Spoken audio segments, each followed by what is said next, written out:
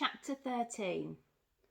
Anthony tried to push the bag behind his back out of sight, which was a bit like trying to push a school behind you out of sight. It was never going to work. And anyway, it was pointless because the bin couldn't actually see. It wasn't the bin who was watching us. I knew who it was. It was the smart lady from school. When I looked at her, she lifted her hand and waved with just her little finger. I've never seen anyone do this before or since. It's unique. She said, "Hello, Damien." I said, "Hello, Bin." "Is that really your school bag? You'll give yourself a hernia," said the smart lady. For once, Anthony was stumped. Luckily, she took his silence for a question. She said, "The speaker on my bin was broken. Your dad offered to fix it for me." "Well, it's fixed now," said Anthony, and he kept the front door open for her, as if she was going to leave. "My name's Dorothy, by the way," said Dorothy, "and yes, your dad did a great job." She took her coat down from the coat rack. Dad came out the kitchen, still carrying his screwdriver. He said, "Oh, you'll stay? Have a cup of tea." "Oh, maybe just a cuppa," she said. And she followed him into the kitchen with a backwards glance at Anthony, who scowled and then hauled the bag upstairs. In the kitchen, Dad put the kettle on and pulled out a bag of mince from the fridge. She said, "Couldn't do a bit of chopping or peeling whilst I'm waiting for the kettle?" No need, honestly. We know what we're doing," said Dad. "Oh, I've been living off pot noodles for weeks. I just fancy a bit of chopping," she said. So Dad passed her an onion and a sharp knife, and she split the onion in two and gave me half. "Just do what I do," she said. She turned her half over so it looked like an igloo, then cut it across the middle and looked at me. I copied her. She said, "Good." Then she cut it 3 times. I did the same again. She went, "Good, good, good." Then she cut it into hundreds of tiny pieces, going, "Good, good, good, good, good, good, good." And I did the same until we were out of breath. She looked at Dad and said, "Pan?" He said, "The tea's ready. We'll take over now." But she spotted a pan and she put some oil in it, heated it up, and we both dropped handfuls of onions in the oil. She gave me the wooden spoon and said, "Keep stirring these." I used to always stir things before we moved house. When everyone had a big craze on for porridge, for instance, I used to stir that. And when we were making jelly, I used to stir the cubes in the boiling water until they disappeared. So I had experience. Dorothy drank her tea and said, "Oh, that was lovely. I suppose I should go now, really." Dad said, "I suppose you should stay now, really, since you practically did cook the supper."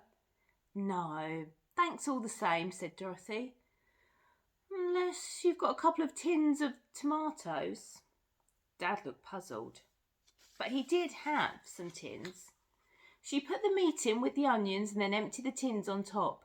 Then she asked us for another pan. It took ages to find one because we only used one pan and that was just for beans. Then Dad found a whole nest of them, one inside the other. He put them on the side. The time has come for us to embrace multi-saucepanness in our life. Then she wanted milk, then a casserole dish, then cheese, then a cheese grater, then pasta. "Pasta?" said Dad. "I'm not sure.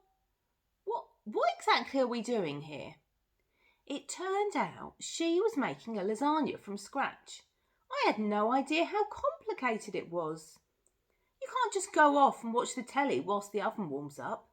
The meaty bit is a sauce that you make with mince and the tinned tomatoes plus herbs, and you have to let it simmer for a long time to reduce. You could just thicken it if you liked, but reducing it makes the flavour more intense. The white bit is another sauce, which is all in the timing. You make a paste of flour and butter, then very slowly, almost drop a bit at a time, and you add the milk. You have to do it slowly or it gets lumpy, and you have to keep stirring it. So I was stirring 2 pans at once whilst Dorothy dribbled the milk. Someone rang at the door and she howled, "Oh no!" But then we heard Anthony answering it. The last of the milk splashed in, and I stirred it with a regular and consistent movement. Dad dropped in the grated cheese. I continued to stir until the cheese was all melted. Dorothy came and looked over my shoulder and laughed. "Look at that, not one lump. You could pour that through a sieve. You could drink it from a glass." As she bent closer, I could smell her hair. It was kind of orangey. Then we heard singing. Anthony had opened the door to carol singers. We all went through and listened to them. It was a family, a mum, a dad, a boy, a girl. The girl was Tricia from year 5. She gave me a little wave but didn't stop singing. Dad joined in when they sang Silent Night. I say joined in. He sort of sang the same song but not in the same key. Dorothy laughed and said, "Do you know the Holly and the Ivy?" Anthony said they don't do requests and tried to shut the door on them, but she stopped him and gave them €2. Then we ran back into the kitchen and started to assemble the lasagna.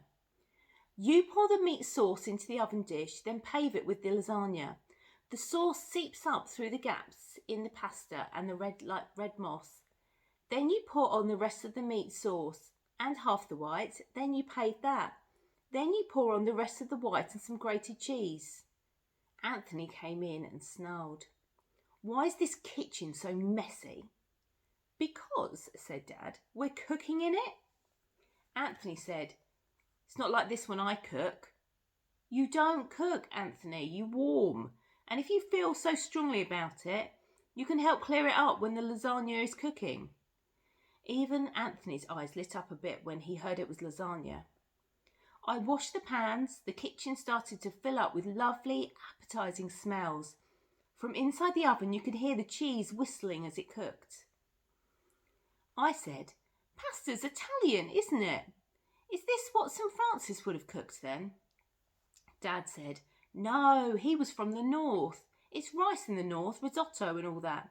Pasta in the south?" Also, there was no pasta until Marco Polo brought it back from China in 1295. Pasta's a Chinese invention, really. It's designer noodles. Dorothy said, "Rubbish, how can pasta be invented by people who don't use forks?" And Dad then went on to explain about forks and how the first person to bring them to England was Thomas Becket. I said, "Thomas Becket? 1118 to 1170, Archbishop of Canterbury, martyred in the cathedral sanctuary." "What are you two like?" said Dorothy. "A pub quiz team, that's what." Which is a thing I'd never thought about, that one day I'd be old enough to be in a pub quiz team with Dad. "I just know a lot about saints," I said. "Dorothy of Cappadocia died at 304. Am I right?" She said that she's sure I was, and I told her the whole story of St. Dorothy and how she was going to be executed and how her jailer laughed at her when she said she was going to heaven. He said, "Send me some flowers when you get there." And when he got home, his bedroom was filled with roses. "So why was she going to be executed?" said Dorothy. "She was a virgin martyr," I said. "Oh, right. What exactly is a virgin martyr?" I asked. She said, "Blimey, the lasagna." And we took it out the oven. It didn't look anything like the frozen ones. It was bubbling and squeaking like it was alive, and the cheese sauce had a thick, crackly skin. When we broke into it, a plume of meaty steam rose up from deep inside like a prayer. And at that moment, Dad finally and unexpectedly told us what the transporter bridge was. It was like a cage, and you drove your car into it, and then a crane carried it across the river. I didn't say anything, but I stored the moment in my heart. Dad's general knowledge had come back with a vengeance. "That must have been fantastic," said Dorothy, "like flying in your own car." I think they should bring it back. I said, Dorothy, do you by any chance wear a tinted moisturiser? Damien, said Dad. Leave him alone. If you never ask, you'll never learn. I do, as a matter of fact, Damien. It takes a bit of confidence to get up and do what I do. Not in your school. Your school's lovely. But the older ones, it's good to have a bit of a mask, you know. It's very clever of you to notice. When we'd all finished, Dorothy looked at her watch and said, I'm much later than I planned, but I can't go without helping you to wash up. Anthony said, No, we don't mind washing up. We do it every night. If you've got to go, you... Anthony, Dad had stopped him. What? Dad looked at him for a second, as if he was trying to work something out. And then he said, What is in your school bag, by the way? Can't be all homework. Could have been a dangerous moment. But Anthony had some time to think now. It's sort of homework. It's costumes for the nativity play. Dorothy lit up like a Christmas decoration. Nativity play, she said. I haven't seen a nativity play for years. What are you, the Kings? Oh, you're going to let us have a look. Go on, please. Go and look at them. Give us a treat. No. The light went off inside her. Anthony shrugged. You're spoilt the surprise. She lit up again. Surprise? Are you inviting me to see it? Anthony looked like he'd stepped into a big man trap. He said, Well, I'm not sure. It's not really for... Oh, I love nativity plays. I haven't seen one for years, said Dorothy. I'll be there, definitely. As long as you don't mind. First I've heard of it, said Dad. I get told nothing. Anthony looked really cross. He started to clear the table. By the time we'd washed up, it was time for Who Wants to Be a Millionaire, which we're always allowed to watch. Dad used to love to watch it, but he never watches it anymore. Tonight, though, he sat at one end of the couch, Dorothy sat at the other, and I sat in the middle. The first contestant looked at the €80,000 question and decided to quit, even though Dad was yelling the right answer at the screen. You do know, don't you, that was filmed a while back? That poor woman is beyond your help now. The next contestant was a financial consultant from Bradford with unusually long hair. Disappointingly, Dorothy got the €1,000 question wrong. I won't embarrass her by repeating it. She said, If you ask me, knowledge is overrated. The €80,000 question was, was Dick Turpin hanged in London, York, Edinburgh or Glasgow? The financial consultant went 50-50, which really infuriated Dad on the grounds that everyone knows it's York. Dorothy said that even she knew it was York. In the end, the financial consultant went for York and on to the €160,000 question, which was, after which Catherine is the Catherine wheel named? Catherine of Aragon, Catherine of Alexandria, Catherine the Great, or Catherine Medicia? I know, I said. What? How can you know that? How can anyone know that? Said Dorothy, and she turned to Dad. Do you know that? I think I'd phone a friend, and my friend would be this little fellow here, and he put his arm round me. It's Catherine of Alexandria, 4th century, partly mythical, another virgin martyr, and the patron saint of the town of Dunstable in Bedfordshire. The financial consultant got it right too, so he was on to the €250,000 question, which was, who was the first person to play James Bond? Was it Sean Connery, David Niven, Roger Moore, Robert Holness? The man on the telly tried to think it out. He knew that David Niven had been in Casino Royale, but he wasn't sure if it was the first Bond film. Dad was getting agitated. It's a standard pub quiz question, he said. Then the man on the telly noticed the last name. He said, Bob Holderness. Oh, it was him. It was him. He was on the radio before it was a film. It was him. I'm going for D. Thank you, said Dad. And he played D. And that took him on to the €600,000 question, which was, how many lines in a clerihew? Is it 4, 7, 5 or 14? Dad knew it wasn't 14. That's a sonnet. Or 5, a limerick. So he would have crossed those two out in his head and gone 50-50 and hoped that one of them would still be there, which would give him the right answer. The consultant just shrugged. I've had a great night. Thanks a lot. I'm going to take the money and run. Anthony said, that's the trouble with this show. People don't realise you've got to speculate to accumulate. He could have had a go, said Dad. He had a lifeline left. Dorothy said, why don't you go on it? You'd get a lot less frustrated if you went on it. And not only less frustrated, but more rich as well. You'd be a millionaire. You'd have £1,000,000.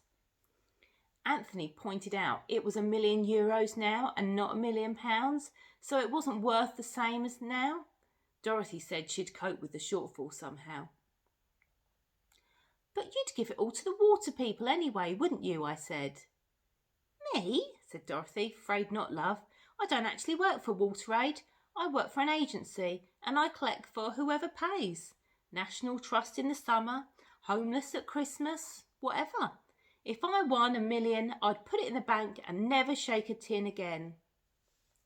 I was surprised and disappointed by this turn of events and would have said something if Dad hadn't said, I wouldn't want to be a millionaire. I'd be happy with half. I'd pay off the mortgage, stop having to work extra hours to make ends meet, spend a bit more time with my boys, maybe take them on a nice holiday, give the rest away. I realised then that Dad would make a great millionaire, much better than us. That there he was, wishing he could be rich when the house was already stuffed with money, and I was suddenly bursting to tell him. But Anthony stood up and said, we're supposed to go to bed when Millionaire's over. Go on then, said Dad, and you're supposed to read us a story. Dorothy said, I'd get off. I've had a lovely evening. And then she and Dad said together, but this wasn't it, and they both fell about laughing. On the way out, she picked up her bin and her coat. There behind it was a big model made of cereal packets. Blimey, that's very impressive, she said.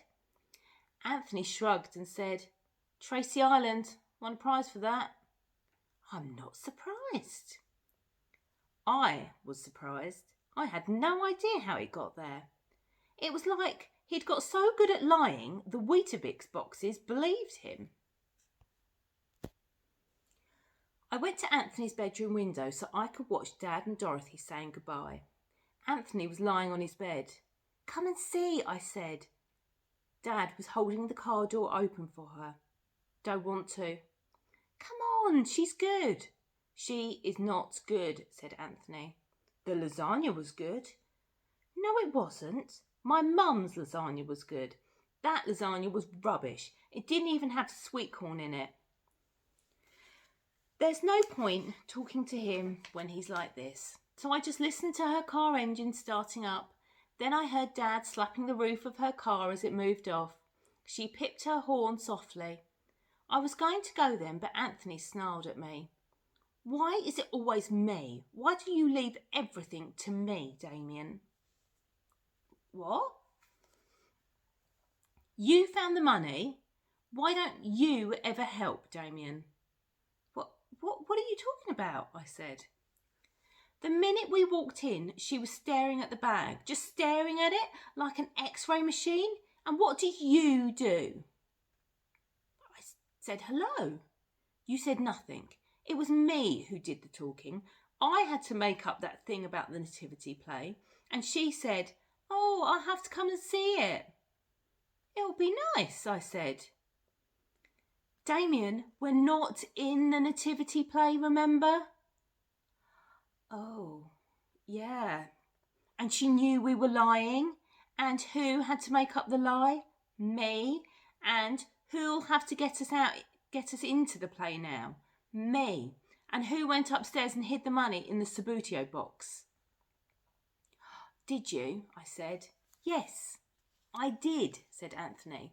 And then what happened? Someone was at the door. Did you answer it? No, I did. And who was there?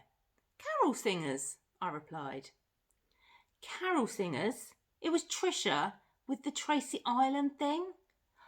Oh, I did wonder how that got there. And her brother, with her dad and her brother, and she'd told them that we had loads of money and they were asking for some. Oh, what did you say? He said that their business was going to get closed down if he didn't pay $3,000 to the VAT by tomorrow. So could I give him $3,000? And did you? I replied. If I gave him the money, he'd know it was all true, and what would happen then? Millions of people wanting $3,000 knocking at our door day and night. So you said no, I said. I couldn't, could I? She came out the kitchen and I had to get rid of them. I told them I'd give them the money if they pretended to be carol singers. I gave them $3,000. She gave them €2. It's good that they're not closing his business, though. It's not good, Damien. None of this is good. Have you thought about this? Everyone knows we've got the money, right? So soon everyone is going to start wondering where we got it from. And that's when the police will get involved. Have you thought about that? No, I haven't, I said. Well, luckily I have. I told them we won it on the scratch cards. Oh, that's good. And her, she knows. She knew that they weren't carol singers. All that, do you know, the holly and the ivy stuff? She was trying to catch them out. That's why I said they don't do requests and shut the door. I could see that Anthony was tired and worried. You're cleverer than me, Anthony. That's what it is. You're just cleverer. Suddenly the room was filled with a cold blue light. I thought it might be a vision, so I pretended not to notice. But Anthony could see it too. He said, "Cops, look." There were 2 police cars down in the road below. They had big black numbers painted on their roofs. One was 9 and one was 23. Anthony said these were so the police helicopters could see which car was which. Dad came in. "There's been a burglary," he said. I gasped. "Is it us?" He looked surprised. Why would it be us, daft thing? He ruffled my hair while Anthony kicked me discreetly on the shins. Hang on, though, said Dad. The community policeman was walking over to ours. Dad went down and opened the door to him. We leaned over the banister and listened. Someone had burgled the Mormons. I didn't like to mention it in their current state of distress, said the community copper. But we could all do with a cup of tea. Oh, sure, said Dad. And toast if it's going? No problem, said Dad. Anthony said we should sneak down and follow them into the kitchen. What for? I asked. Because we won't be able to hear them once the kettle starts. What do we need to hear them for? Intelligence and surveillance, obviously. The kettle was incredibly loud. I hadn't noticed it before. The community copper was saying, I suppose if someone had to be burgled at this time of year, it was best it was them. They don't actually celebrate Christmas, I believe, so it's not spoiling much for them. Is that right? Said Dad. And they just bought all that new stuff, the dishwasher and that. I suppose they'd left their boxes out for the binman and someone had spotted them. It's a possibility. There again, they didn't take the dishwasher or the telly or the DVD player. Very unusual. They've turned the place over, but they don't seem to have taken anything. It's like they were looking for something. Like what? Said Dad. Spiritual comfort and encouragement, I suppose. Anyway, their being done improves the odds on the rest of you not being done statistically, so that's a comfort. 2 sugars for me, and I don't know about the CID. Dad helped him carry the tea out to the crime scene. Anthony tried to follow him, but Dad sent us back to bed. Come on, he said. Show's over. Off you two go. Anthony came into my room. He said, hear what he said? The burglars are looking for something. You know what that was, don't you? The money. The train robbers are looking for their money, and they know it's around here somewhere. They saw that lot buying all kinds of stuff and assumed they had it.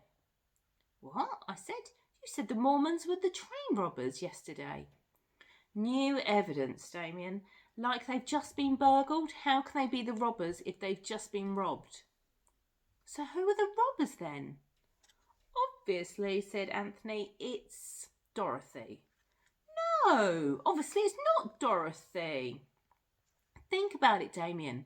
You put thousands in her bin. Does she give it to charity? No, she tells the head. Why? Because she wants to know who put it there, which is you idiot. Then when she's found out, does she go home? No, she hangs around the school and she gets pally with Dad. Why? So she can find out where we live. The next thing, she's wandering round our house like she owned it, rooting around in our kitchen and all that. Why? So she can check up on us and find out where the money is. Next thing you know, the neighbours get burgled. Now I could see Anthony was passionate in his belief, but I could also see that he was mistaken. Anthony, if she knew we had the money, why would she burgle the house next door and not us? I don't know, said Anthony. Communication problem, probably. She's not on her own, is she? It's a big organisation. There are dozens of them. And they're everywhere. And they all know, and they're all after us. And not just them. Everyone who hears about it wants the money. Oh, but it's okay. He didn't look okay. He looked like he was going to cry. What we're going to do, we're going to hide it in your den. It's not a den, I said. It's a hermitage. Whatever. We're going to hide it there and take a wedge each. What if someone looks there? Like who? No one else knows about it, do they? The man with the glass eye. It took him a while, but eventually he managed to repeat, the man with the glass eye? He had a look inside the day I didn't go on. Anthony looked like he was going to cry. Anthony, let's just tell Dad. He had really good ideas about what to do with it. And you don't understand a thing, do you? Said Anthony. We can't trust anyone. But Dad, I pleaded. Dads and mums are no different. 1 minute they're there, the next minute they're gone. You should know that. We're on our own, Damien. Get used to it. By the time I'd thought of something to say back to him, he'd gone to bed. He was curled up in a ball, deep under the sheets, pretending to be asleep.